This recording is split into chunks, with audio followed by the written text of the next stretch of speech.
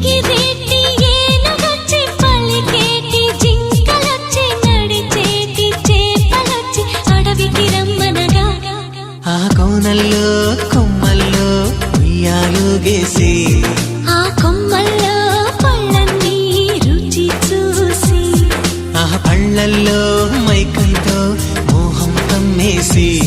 చలిగా గిలిగా తొలిగా త్వరగా అటుగా ఇటుగా మరి నువ్వే నాకు ముద్దిస్తావని తడివేదాలు ముద్రిస్తావని నమ్మడానికి ఎంత బాగుందో